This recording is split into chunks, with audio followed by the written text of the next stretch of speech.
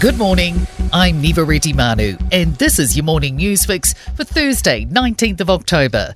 In this update, Joe Biden has restated America's unequivocal support for Israel.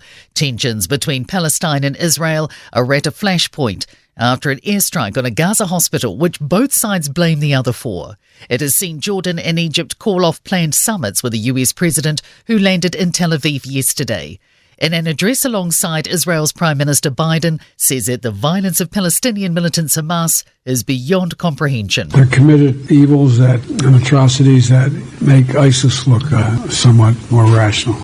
And protests have erupted across the Middle East following the deadly explosion at the hospital.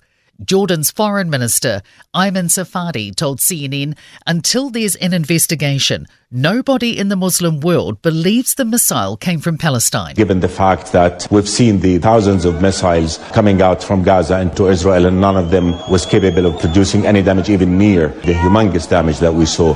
A man who allegedly killed a 62-year-old woman in Wellington has been found dead in Hong Kong. Irene Katsugiannis was found dead on Monday in her home in Miramar by a friend who was concerned for her safety. Police have revealed the man believed to be responsible for her death was someone she knew. They say he left the country on Sunday and has since died in Hong Kong, with police there investigating.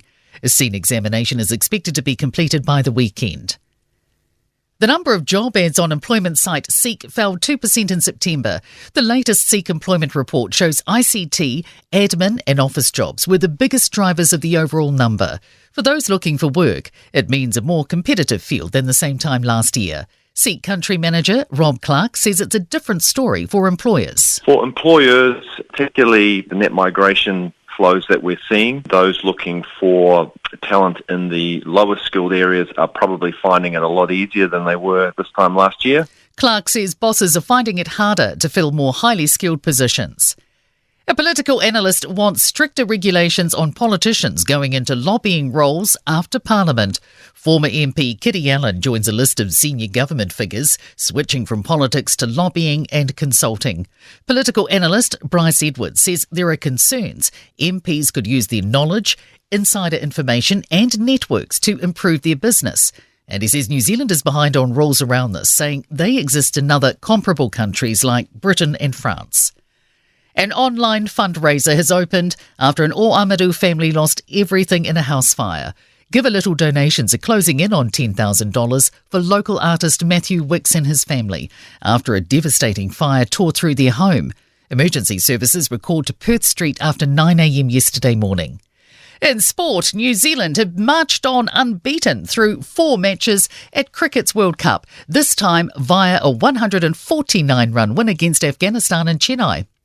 The All Blacks team to play Argentina in Saturday morning's World Cup semi-final at Paris sees locks Sam Whitelock and Brodie Retallick switched, while Mark Telea and Samisoni Taukei'aho are in for Leicester Whainga'anuku and Dane Coles.